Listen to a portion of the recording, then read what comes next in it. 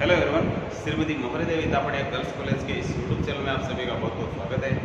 आज हम जिस टॉपिक पे चर्चा करेंगे वो है व्यावसायिक पूर्वानुमान की विधियाँ।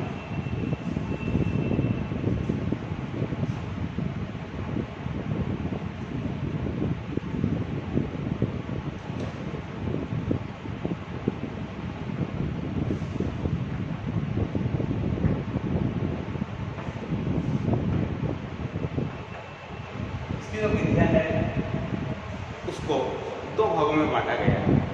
सबसे पहले जो इस पर चर्चा करेंगे वो है व्यक्तिनिष्ठ विधियाँ। ये है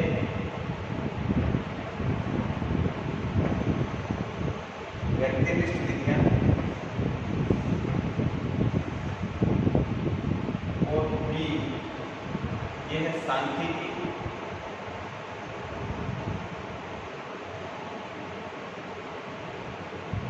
सांख्यिकी है या गणितीय विधियाँ।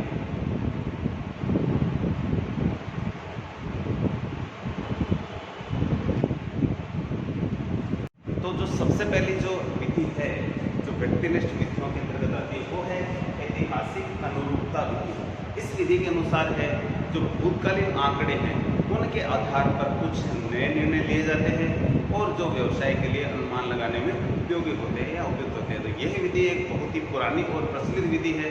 इसके अंतर्गत कोई भी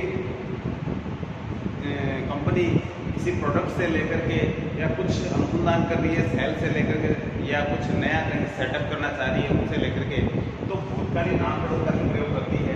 इसके अंतर्गत सबसे पहले प्रारंभ से लेकर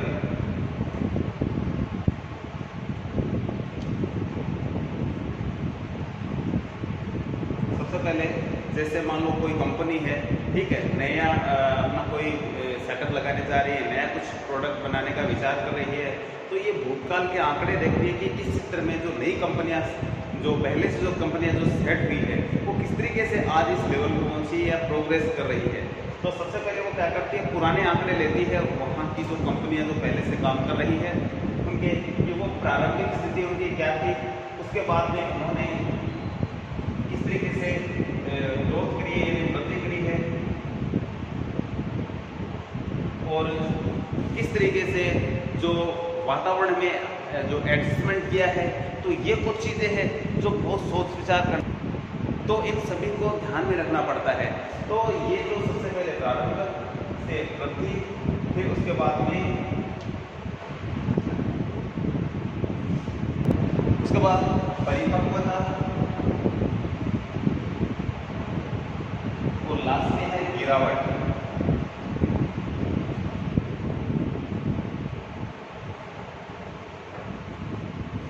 यानी कि कोई भी कंपनी है सबसे पहले प्रारंभ से लेकर के किस तरीके से उसने वृद्धि करी है, किस तरीके से उसने परिपक्व स्थिति में अपने आप को तैयार किया है और एंड में गिरावट कब होती है। तो स्टार्टिंग से परिपक्वता, प्रारंभ, वृद्धि, परिपक्वता और गिरावट, ये मुख्य टॉपिक इसके अंतर्गत यही होते हैं। तो हम बात कर लेते हैं कि एक कंपनी है वो किस तरीके से ग्रोथ करती है, स्टार्टिंग में क्या क्या उसका जो खर्चा लगता है, स्टार्टिंग में बहुत सारे सोच विचार करने पड़ते हैं, उसके बाद में वृद्धि किस तरीके से कर पाती है, फिर एक लेवल आता है कि वो परिपक्व रूप से अपने आप को प्रदर्शित करती है, उसके बाद में उसमें भी कमी होती है, किस कारण आती है। तो इन सभी को क्या है विश्लेषण किया जाता है, एक तर्क संगत युक्त इसका विश्लेषण होता है, उसके आधार पर कुछ जो डिसीजन लिए जाते हैं जो व्यवसाय के लिए उपयोगी होते हैं। तो इस तरीके से इस विधि के जो ऐतिहासिक अनुरूपता विधि है, इस विधि के अंतर्गत मुख्य इसी तरीके से जो भूतकालीन आंकड़े यानी जो बीते हुए जो वर्षों में जो कंपनियों द्वारा किए गए जो वर्क है उनके आधार पर, ठीक है, भूतकालीन आंकड़ों के आधार पर कुछ नया करने के लिए कुछ डिसीजन लिया जाता है। तो वो मुख्य रूप से इन्हीं के इर्द गिर्द होता हुआ काम करता है। तो इस तरीके से इस विधि का विधि बात करें कि या इसके एडवांटेज के लाभ क्या है, तो ये विधि बहुत ही सरल है और क्योंकि आंकड़े क्या है इजी से मिल जाते हैं, पुरानी कंपनी के जो आंकड़े हैं वो सरलता से मिल जाते हैं। तो इसके कुछ दोष भी है, क्योंकि ये थोड़ा सा काम क्या हो जाता है, जटिल हो जाता है, क्योंकि जो इसमें क्या है, थोड़ा सा जो आंकड़े जुटाने में और में थोड़ी बहुत दिक्कत तो कहीं ना कहीं आती ही है।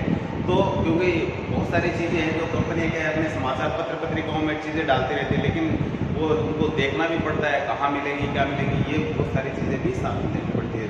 इसके अलावा यदि कंपनी का जो स्तर है बहुत बड़े स्तर का है तो वो भी एक बड़े समस्या का विषय है। तो बड़े स्तर पे यदि आप काम करना चाह रहे हो तो आपको क्या है, बड़ी कंपनियों के आंकड़े लेने पड़ेंगे। यदि आप किसी छोटी कंपनी के आंकड़ों का रिसर्च कर रहे हो तो वो भी आपको सोचना पड़ता है कि अपना लेवल क्या है, उसके लेवल के अकॉर्डिंग ही अपने को कंपनियाँ देखनी होगी और उनका रिसर्च करना पड़ेगा और उनके डेटा एनालिसिस के आधार पर हमें कुछ नए डिसीजन लेने पड़ते हैं।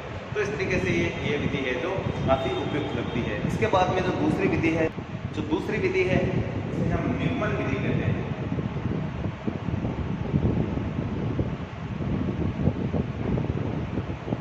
इस विधि के अंतर्गत भूतकालीन आंकड़ों का कोई लेना देना नहीं होता है। इसमें किसी भी प्रकार के भूतकालीन यानी पुराने जो आंकड़े हैं उनका प्रयोग नहीं होता है। इस विधि की विशेषता यही है कि इस विधि में वर्तमान तथ्यों को ध्यान में रखते हुए कार्य किया जाता है और इसमें जो निर्णयकर्ता होता है या प्रबंधकर्ता होता है, जो मुख्य व्यक्ति होता है, वो अपने स्व विवेक के आधार पर किसी काम को करने का डिसीजन लेता है और स्व निर्णय ही इसमें लागू होते हैं। तो इस विधि की विशेषता ये है कि इस विधि में किसी प्रकार के भूतकालीन आंकड़ों का सहारा नहीं लिया जाता है। इस विधि में जो वर्तमान तथ्य है उनको ध्यान में रखते हुए और अपने खुद के डिसीजन, अपने खुद के अनुभव, ठीक है, अपने खुद के एक्सपीरियंस के आधार पे ही इसमें कुछ निर्णय लिए जाते हैं और उनके आधार पे अनुमान लगाए जाते हैं। तो इस तरीके से ये विधि देखा जाए तो यदि पीछे के आंकड़े नहीं लेंगे, केवल वर्तमान तथ्यों पर रहेंगे तो काफ़ी ठीक नहीं लगती है। लेकिन फिर भी यदि अच्छा एक्सपीरियंस वाला कोई बंदा है, यदि मैनेजिंग लाइन में है, तो वो यदि कोई डिसीजन लेता है तो कहीं पर वो उसके निर्णय सटीक भी बैठ जाते हैं। तो इस विधि की यदि बात करें तो इसकी कुछ एडवांटेज भी है तो कुछ इसके लॉस भी है। तो एडवांटेज क्या होगा? एडवांटेज तो सबसे पहले ये है कि ये थोड़ी सी सरल है, क्योंकि इसको ज़्यादा घूमना फिरना नहीं पड़ता है। स्व विवेक के आधार पर इसमें जो निर्णय ले लिए जाते हैं, अनुमान लगा लिए जाते हैं। दूसरी बात करें कि इसके दोष क्या है, तो ये इसमें भूतकालीन आंकड़ों का कहीं सहारा नहीं लिया जाता है। तो भूतकालीन आंकड़े कहीं न कहीं आपको अपनी ग्रोथ में जो फ़ायदा दिलाते हैं, तो जो सीधा बिना उसके डिसीजन लेते हो भूतकालीन आंकड़ों के, तो कहीं न कहीं ये आपका एक दोष का भी कारण बन ही जाता है। तो इस तरीके से ये विधि है जो उपयुक्त लगती है, लेकिन कहीं न कहीं इसमें थोड़ी बहुत कुछ कमियां हैं। तो इस तरीके से ये विधि है जो अपनाई जाती है। तीसरी विधि की बात करें तो वो विधि है संयुक्त परामर्श।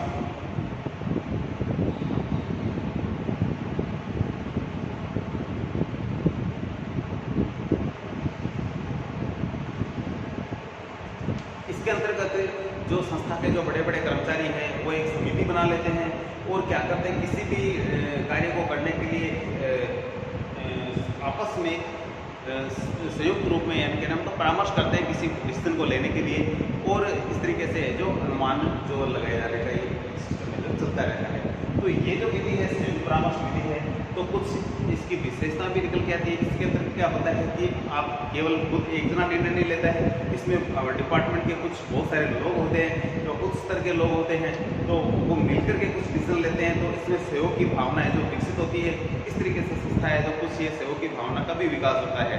तो इस विधि में केवल एक व्यक्ति का नहीं होता है, जबकि बहुत सारे काम करने वाले लोग होते हैं। तो बहुत सारे जब काम करने वाले लोग होंगे तो बहुत सारे माइंड उस काम को करने में लगेंगे। तो किसी एक काम को करने में बहुत सारे दिमाग लगते हैं, तो कहीं न कहीं कुछ बेटर भी निकल के जो आता है इसमें से अच्छा भी निकल के आता है। तो इस तरीके से ये विधि देखा जाए तो बहुत अच्छी विधि है और इस विधि के आधार पे जो निर्णय लिए जाएंगे, पूर्वानुमान लगाई जाएगी, तो वो बहुत ही अच्छे होते हैं और सटीक होते हैं। इसमें भूतकालीन घटनाओं का भी कुछ न कुछ जिक्र होता है, ठीक है, क्योंकि जब बहुत सारे मिलकर लोग काम करते हैं, बात करते हैं, तो वो सभी अपना अपना एक्सपीरियंस लेते हैं और पीछे की घटनाओं को वर्तमान तथ्य में साथ में शामिल करते हुए इसमें काम किया जाता है। तो इसलिए ये विधि है जो काफ़ी इंपॉर्टेंट हो जाती है। तो इसकी कुछ एडवांटेज है कि इसमें क्या सहयोग की भावना, मिलकर काम करते हैं तो सहयोग की भावना का जो विकास होता है। इसके अलावा कुछ जो नए एक्सपीरियंस वाले लोग होते हैं तो वो एक्सपीरियंस वाले लोगों के साथ जब बैठते हैं तो उनका भी डेवलपमेंट होता है, कहीं ना कहीं अच्छा काम होता है। तो कुछ इसके दोस्त भी हो सकते हैं। इसमें क्या होता है कि कुछ जो पुराने व्यक्ति होते हैं उनको ये जो नए व्यक्तियों को क्या है अपने ऊपर थोड़ा सा अधिकार दिखाने का मौका मिल जाता है कि हम आपसे सीनियर है, तो वो भी एक दिक्कत होती है। तो कहीं कहीं इसमें जो लीडरशिप वाली जो बात आती है सामने आ जाती है, जिसमें क्या है एक व्यक्ति अपने आप को लीडर शो करना शुरू कर सकता है। तो इस तरीके से कहीं ना कहीं जो बात करें कि समन्वय तालमेल बैठता अच्छे साथ में बहुत सारे मिलकर काम करते हैं तो कहीं इसमें अव्यवस्था भी देखने को मिल सकती है, क्योंकि साथ में जब मिलकर बैठेंगे तो सभी प्रकार के लोग होते हैं, इसमें अलग अलग माइंड के लोग होते हैं। तो किसी का कैसा दिमाग है, किसी का कैसा दिमाग है, कोई हेल्पफुल होता है तो कोई हेल्पफुल नहीं भी होता है। तो इसलिए ऐसी स्थिति में कुछ ये दुर्गुण भी हो सकते हैं। तो इसके बाद में जो चौथे नंबर पर हमारी विधि आती है वो है मत संग्रह विधि। मत संग्रह विधि, इसमें मुख्य रूप से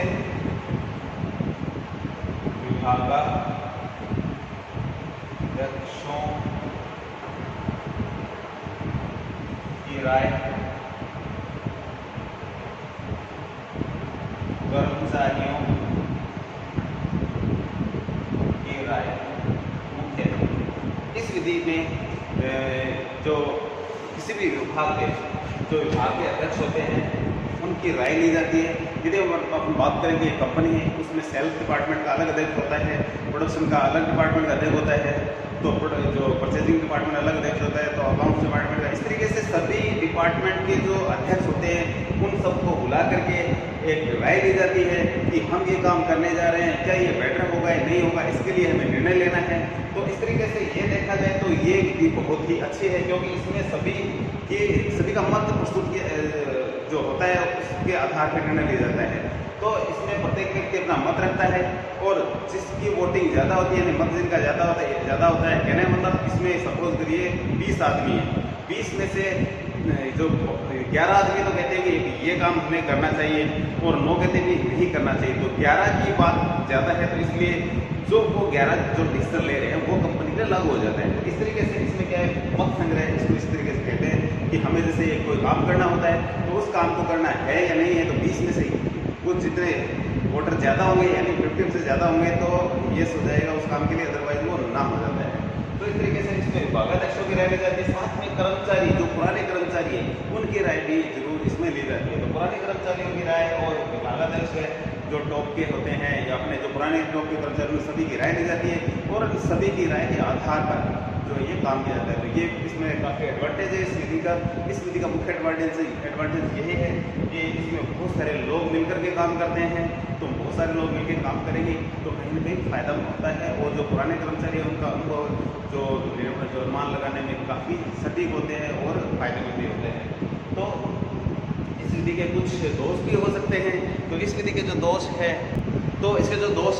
वो है कि जो जिन व्यक्तियों को जैसे मान लो विभागाध्यक्ष कर्मचारी है, एक्सपीरियंस तो बहुत है, लेकिन यदि उनका नॉलेज है, उनकी जो स्टडी है वो यदि कम है, ठीक है, तो इस तरीके से फिर उनका जो नॉलेज हमें काम में नहीं आता है।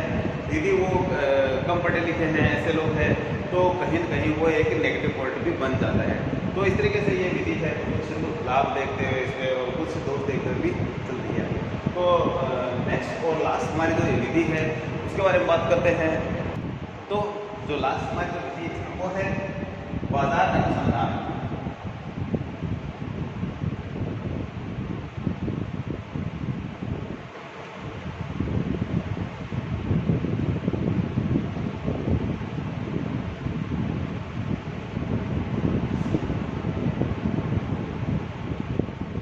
बाजार अनुसंधान विधि एक बहुत ही शानदार विधि है। इसके अंतर्गत क्या है, इसको वैज्ञानिक विधि में माना जाता है। इसमें रिसर्च किया जाता है। किस तरीके का रिसर्च होता है इसके अंतर्गत, जैसे मान लो एक कंपनी अपना जो बिजनेस नया सेट करने जा रही है कहीं नया, तो फिर वो क्या करेगी, वो करेगी मार्केट का रिसर्च। मार्केट के रिसर्च के तौर पे क्या करना चाहेगी, वो मार्केट के इस रिसर्च के तौर पे वो वहाँ हम देख सकते हैं कि हम सपोज करिए कि साबुन बनाने वाली कंपनी कहीं नया सेटअप करने जा रही है, तो वो देखेगी जो साबुन का इस क्षेत्र में क्या ग्रोथ हो सकता है, नहीं हो सकता है, हम जिस साबुन को बेचना चाह रहे हैं वो साबुन हमारे बिकेगी या नहीं बिकेगी, यहाँ डिमांड की कंडीशन क्या है, यहाँ कच्चा माल मिलेगा नहीं मिलेगा आसानी से, तो सेल के लिए हमें क्या कंडीशन देखनी पड़ेगी, सेल का जो रहेगा नहीं रहेगा, और तो वो बहुत सारे डिसीजन होते हैं वो इसमें लेने पड़ते हैं। तो बाजार अनुसंधान में क्या होता है, मार्केट का रिसर्च किया जाता है। इसका एक छोटा सा एग्जांपल सैम्पलिंग है। मार्केट में जो सपोज करिए कंपनी है, ठीक है, जो जूते बनाने वाली है, वो कह रही है हम शानदार जूते बनाते हैं, तो मार्केट में जाते हैं, अपने सैंपल दिखाते हैं जूतों के, लोगों को पसंद आता है नहीं आता है, ठीक है, तो वो बहुत सारे लोगों को सैंपलिंग के तौर पर बांटने पड़ेंगे उनको जूते, फिर उनकी राय ली जाएगी वापस कि हमारे जूते कैसे हैं। तो इस तरीके से यदि उनको अच्छा रिव्यू मिलता है तो वो कंपनी सोचती है कि मैं अपना सेटअप यहाँ लगाती हूँ और मैं नया प्रोडक्शन यहाँ स्टार्ट कर सकती हूँ। तो इस तरीके से अनुसंधान किया जाता है। इसके अलावा जो मुख्य रूप से यदि बात करें तो कोई कंपनी जब कहीं भी अपना बिजनेस सेट करती है तो सबसे पहले देखती है कि उसको कच्चा माल आसानी से मिलेगा नहीं मिलेगा। दूसरी बात करते हैं तो लेबर आसानी से मिलेगा नहीं मिलेगा। इसके अलावा बिजली पानी की वहाँ सुविधा कितनी है, कितनी अच्छे तरीके से मिल पाएगी नहीं मिल पाएगी। इसके अलावा कि उस क्षेत्र में जो हमारी जो वस्तु है उसकी डिमांड रहेगी या नहीं रहेगी, और हमारी जो सेलिंग और डिस्ट्रीब्यूशन और एडमिनिस्ट्रेशन जो खर्चे अपन करते हैं तो क्या वो कारगर रहेंगे, सिद्ध होंगे या नहीं होंगे, या ऐसे ही खर्चे कर पाएंगे। तो ऑल ओवर इन सभी को ध्यान में रखते हुए जो कोई कंपनी है जो रिसर्च करती है उस क्षेत्र में अपने प्रोडक्ट को मार्केट में लाने के लिए, तो जो कंपनियां हैं वो अपने बहुत सारी चीज़ें ये देख करके निर्णय लेती है और उसके आधार पर पूरा रिसर्च करने के आधार पर अपना बिजनेस सेट करती है। इसके आधार पर भी अनुमान लगाए जा सकते हैं कि हमें बिजनेस करना चाहिए या नहीं।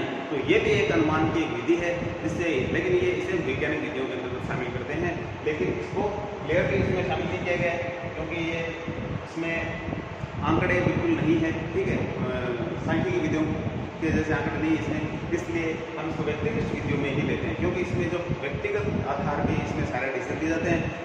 जो इसमें रिसर्च करने वाले व्यक्ति हैं वो भी व्यक्तिगत तौर पर काम करते हैं, इसलिए इसको इसके अंदर शामिल किया जाता है। तो ये थी हमारी व्यक्तिनिष्ठ विधियाँ जिसमें मुख्य रूप से हमारी 5 है। तो आज के वीडियो में इतना ही। नेक्स्ट वीडियो में चर्चा करेंगे सांख्यिकीय या वैज्ञानिक विधियों के बारे में। तो अपने चैनल को लाइक कीजिए, वीडियो को लाइक कीजिए, चैनल को शेयर एंड सब्सक्राइब करना नहीं भूलें। धन्यवाद।